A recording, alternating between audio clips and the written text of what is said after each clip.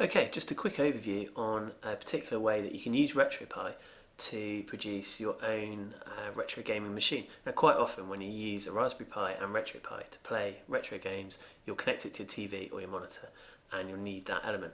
But there's a lot of portable projects that are really popular as well, building it with custom machine parts, whether it's a mini arcade or something that's even more portable than a sort of bar top, so like a handheld version. There's lots and lots of different projects that people do to get that type of solution.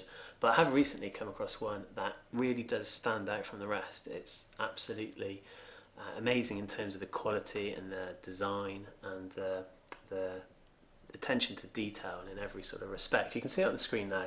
It's from a Swedish designer called, I think it's pronounced Love Hulten, and he's got a lot of history in design, and you can see on the screen there, he's a Swedish designer, craftsman and innovator, and he's got a lot of different projects where he's designed using quite often woodwork to get retro games, or retro, not just games, but different retro projects in a modern sort of mould. So it's some really impressive handmade devices, and you can see if we go to the work section on his site, and I'll put all the links in. He's got various different projects starting down here. It's sort of divided up by years. They're not just gaming projects, but you can see sort of a range with a bit of a joystick in this one, an arcade, portable, and there's one specific one with RetroPie and Retrogaming arcade that it looks particularly good, which is up here, 2014 arcade art. And you can see in this picture here already how impressive that's looking, the finish and the quality generally, completely all the way through the system is really high end, and it really looks the part.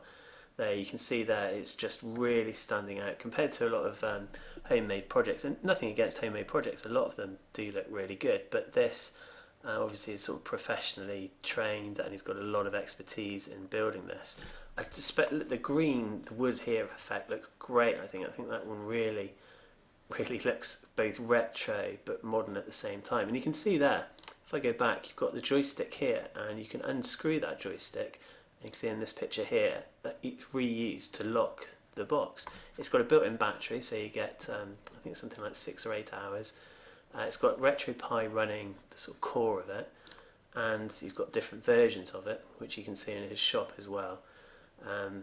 He details all of the components as well as used, and you can see there we've got the connection between the screen and the Pi inside. There's a couple of threads on some forums as well about his work. I'll try to link to those in the description as well. Like I say, you've got different colour variations. Same principle. You've got the locking joystick, which is reused when it's opened up to use as the main joystick there. You've got a 6 and then 2. I guess maybe these are X, Y, A, B, start, select. I'm not too sure he's mapped those to. Got this like power switch there, a USB there, so you can top up the ROMs that way, because it does look like the Pi itself might not be accessible, so the SD card I guess might be tricky to get to. I'm not sure. I mean, if it is accessible, it might make it easier to put ROMs on. But like I say, you've got a USB port there, so you can just transfer them there. And by and large, this is sort of pre-configured for this design, so no doubt the screen size, etc. is sort of already configured. You wouldn't necessarily want to tweak the actual RetroPie software very much. I'm not sure which version he uses, but yeah, that looks pretty impressive. We've got a video on YouTube about it. What else is he saying here? We've got so here's he's talking about Pac-Man asteroids, and that's clearly something that'd be really well geared for. It's an arcade format, so the arcade MAME ROMs would run really well on that. Perhaps the old MAME for all sets where it's not quite so current, it'll run things like Pac-Man, Space Invaders, Defender, or the classics really well.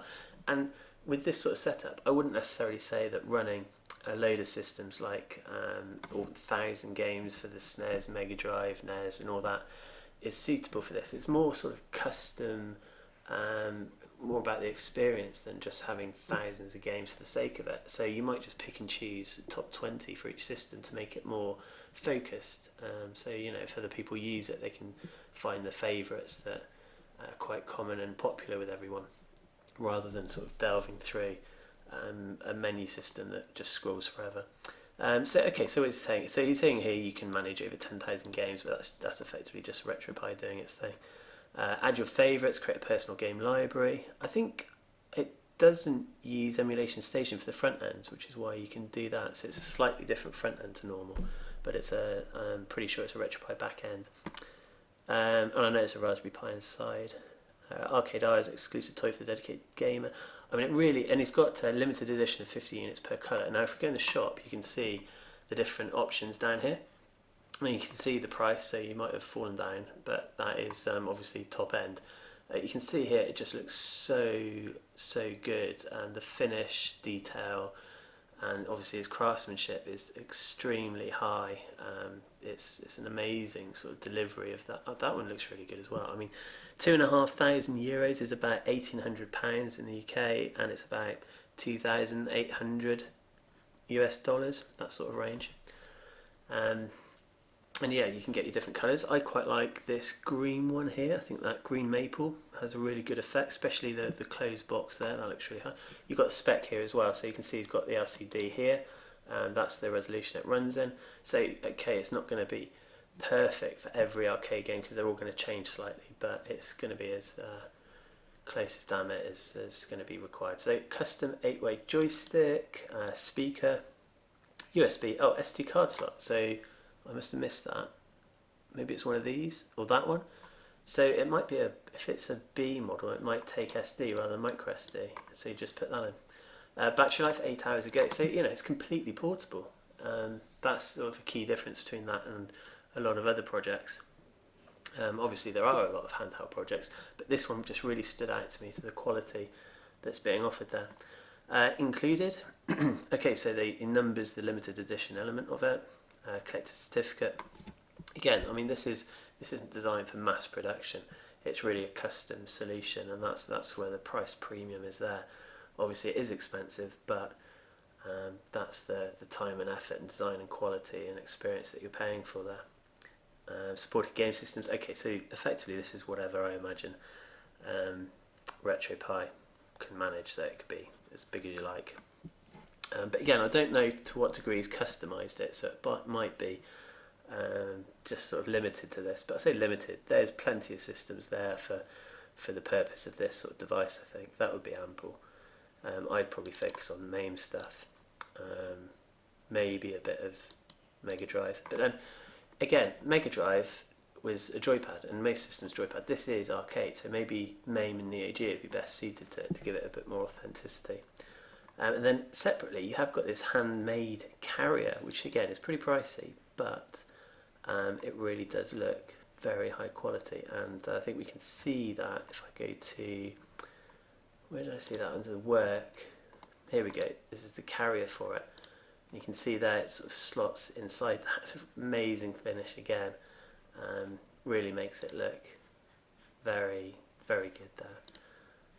Maybe you've seen other similar high-end projects, and if you do put it in the comments. It'd be really good to see them, see what's out there. But I really like this solution and the quality that he's got there. A lot of him, I've looked at the work, and a lot of the other, there's almost like a Game Boy Advance style one that he's recently done. I don't think this is in the shop yet. I don't know if it's going to be, but this one looks really cool as well. Again, I'm pretty sure that is RetroPie running inside. It's a perfect thing for a Pi to be inside there. He's got Love Hulten, he's got a account on Instagram, so you see quite a few pictures popping up there. I'll put a link to that and you can follow him there. But again, just the general quality. I just wanted to make this video to show what's available there and what you can do. Oh, here we go. There's the arcade R with the small one in front there. I imagine it would be cheaper. I'm sure it still would be expensive, but it's certainly cheaper than the full arcade R solution. So do check out his website. Obviously I'll put the link up. See what you think. I think it's a really impressive, really high quality job. Amazing stuff.